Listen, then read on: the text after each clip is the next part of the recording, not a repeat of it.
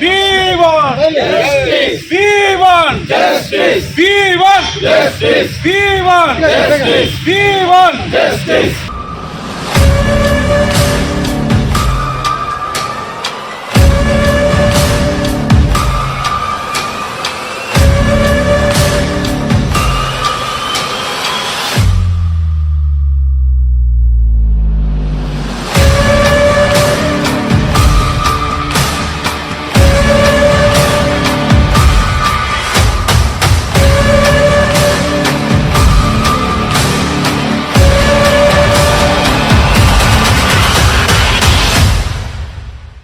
Indian Institute of ಮ್ಯಾನೇಜ್ಮೆಂಟ್ನಲ್ಲಿ ಜಾತಿ ತಾರತಮ್ಯದ ವಿರುದ್ಧ ಹಾಗೂ ಮೀಸಲಾತಿ ನೀತಿಯನ್ನು ಉಲ್ಲಂಘಿಸಿದ ಮತ್ತು ಸೇರ್ಪಡೆ ಸಮಸ್ಯೆಗಳನ್ನು ಎತ್ತುತ್ತಿರುವ ಅಧ್ಯಾಪಕರಿಗೆ ಕಿರುಕುಳ ನೀಡಿದ್ದಕ್ಕಾಗಿ ಐಐಎಂ ನಿರ್ದೇಶಕರು ರಾಜೀನಾಮೆ ನೀಡಬೇಕು ಮತ್ತು ಅವರ ಮೇಲೆ ತುರ್ತು ಕ್ರಮಕ್ಕೆ ಆಗ್ರಹಿಸಿ ಬೆಂಗಳೂರಿನ ಫ್ರೀಡಂ ಪಾರ್ಕ್ನಲ್ಲಿ ಅಖಿಲ ಭಾರತ ಒಬಿಸಿ ವಿದ್ಯಾರ್ಥಿಗಳ ಸಂಘ, Dr BR Ambedkar association of engineering ಮತ್ತು ಒಬಿಸಿ ಫೆಡರೇಷನ್ ಆಫ್ ಇಂಡಿಯಾ ಸಂಘಟನೆಗಳು ಬೃಹತ್ ಪ್ರತಿಭಟನೆಯನ್ನ ನಡೆಸಿದರು.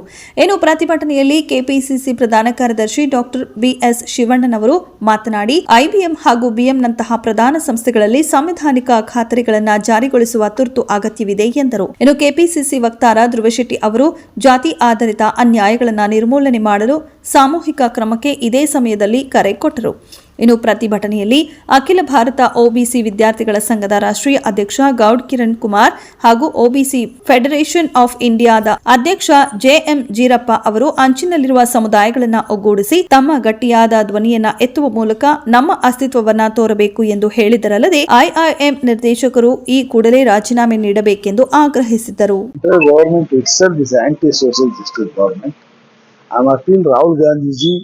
and leader of the opposition to raise this matter in the upcoming parliament session.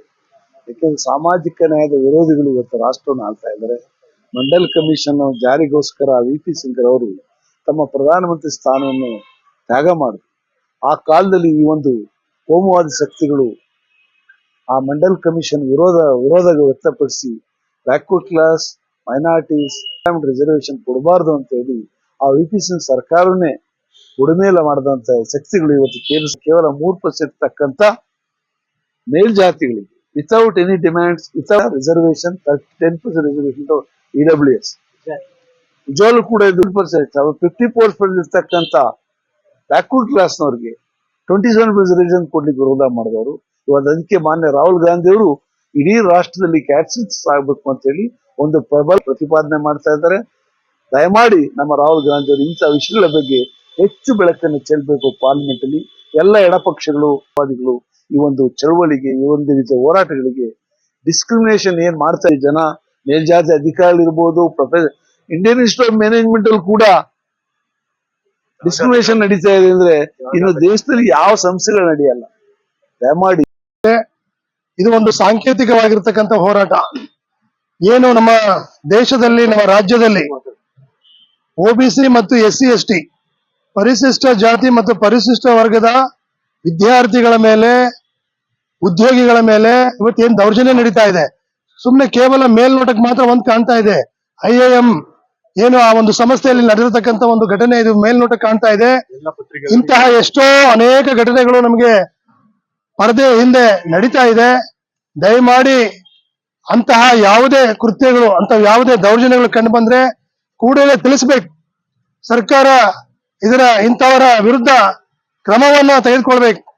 ಕೂಡಲೇ ಅವರಿಗೆ ಯಾರಿಗೆ ಅವಮಾನ ಆಗಿದೆ, ಯಾರಿಗೆ ನೋವಾಗಿದೆ, ಯಾರಿಗೆ ಸಮಸ್ಯೆ ಆಗಿದೆ ಅವರಿಗೆ ಕೂಡಲೇ ನ್ಯಾಯ ಸಿಗಬೇಕು ಅನ್ನುವಂತ ಒಂದು ಸಾಂಕೇತಿಕ ಹೋರಾಟವನ್ನ ನಾವಿಲ್ಲಿ ಮಾಡ್ತಾ ಇದ್ದೇವೆ ಬಂಧುಗಳೇ. ಆದಷ್ಟು ಬೇಗ ನಮ್ಮ ಘನವೆತ್ತ ಸರ್ಕಾರ ಏನು ಯಾರು ಇದಕ್ಕೆ ಕಾರಣರಾಗಿದ್ದಾರೆ, ಯಾರು ಈ ರೀತಿ ದೌರ್ಜನ್ಯಕ್ಕೆ ಕಾರಣೀಭೂತರಾಗಿದ್ದಾರೆ ಅಂಥವರಿಗೆ ತನಿಖೆಗೆ ನಂಬ್ಕೊಂಡಿದೀವಿ. IIM ಅಲ್ಲಿ ಏನ್ ಅನ್ಯಾಯ ಆಗ್ತಾ ಇದೆ ಆ ಅನ್ಯಾಯದ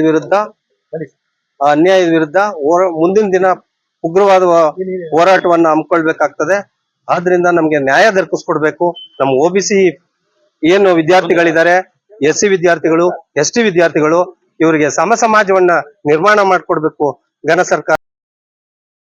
ಮ್ಯಾನೇಜ್ಮೆಂಟ್ ಬೆಂಗಳೂರು ಇಲ್ಲಿ ನಡೀತಾ ಇರ್ತಕ್ಕಂತಹ ದೌರ್ಜನ್ಯದ ವಿರುದ್ಧ ಮತ್ತೆ OBC SC ST ವಿದ್ಯಾರ್ಥಿಗಳಿಗೆ ಏನು ಮೀಸಲಿದೆ, ಡಾಕ್ಟರ್ ಬಾಬಾ ಸಾಹೇಬ್ ಅಂಬೇಡ್ಕರ್ ಅವರು ಏನು ಮೀಸಲಾತಿಯನ್ನ ಕೊಟ್ಟಿದ್ದಾರೆ ಅದ್ರ ಪ್ರಕಾರ ಸರಿಯಾಗಿ ಹಂಚಿಕೆ ಆಗ್ತಾ ಇಲ್ಲ. ಈ ದೇಶದಲ್ಲಿ ಸಾಮಾಜಿಕವಾಗಿ, ಆರ್ಥಿಕವಾಗಿ, ಶೈಕ್ಷಣಿಕವಾಗಿ, ರಾಜಕೀಯವಾಗಿ ಮತ್ತು ಆರ್ಥಿಕವಾಗಿ ಈ ದೇಶದ ಸಂಪತ್ತು ಸಮಾನವಾಗಿ ಹಂಚಿಕೆ ಆಗ್ಬೇಕು. ಎಲ್ರಿಗೂ ಹಂಚಿಕೆ ಆಗ್ಬೇಕಿದು. ಯಾರು ಬಡವರಿದ್ದಾರೋ ಅವ್ರಿಗೆ ನ್ಯಾಯ ಸಿಗಬೇಕು. ಅಲ್ಲಿ IIM ಕಾರ್ಯಕಾರಿ ಪ್ರೆಸಿಡೆಂಟ್ ಆಗಿದ್ದೀನಿ, ಮಹಿಳಾ ಪ್ರೆಸಿಡೆಂಟ್ ಆಗಿದ್ದೀನಿ ಆಲ್ ಇಂಡಿಯಾ. ಈಗ ನಾವು ಇಲ್ಲಿವರೆಗೂ ನಮ್ಮ ಸಹೋದ್ಯೋಗಿಗಳು, ನಮ್ಮ ಸಹಚರರೆಲ್ಲ ನಮ್ಮ OBC ಬಗ್ಗೆ ತುಂಬಾ ಮಾತಾಡಿದ್ದಾರೆ. ನಮ್ಮ ಈ ಬೆಂಗಳೂರಂತಹ ನಗರದಲ್ಲಿ ಈ IT-BT ಇಂತ ಫೇಮಸ್ ಆಗಿರೋಂತ ನಮ್ಮ ಸಿಟಿಯಲ್ಲಿ ಇಂತಹ ದೊಡ್ಡ ಅನ್ಯಾಯ ಇದು. ನಾವು ಮೇಲ್ಜಾತಿ ಕೀಳ್ ಜಾತಿ ಅನ್ಕೊಂಡು ನಮ್ಮನ್ನ ಕೆಳಜಾತಿ ಜನಕ್ಕೆ ತುಳಿತಾನೆ ಬರ್ತಾರೆ. ನಾವು ಮೇಲ್ಜಾತಿ ಕೀಳ್ ಜಾತಿ ಅನ್ಕೊಂಡು ನಮ್ಮನ್ನ ಕೆಳಜಾತಿ ಜನಕ್ಕೆ ತುಳಿತಾನೆ ಬರ್ತಾ ಇದ್ದಾರೆ. ಸಂವಿಧಾನಾತ್ಮಕವಾಗಿ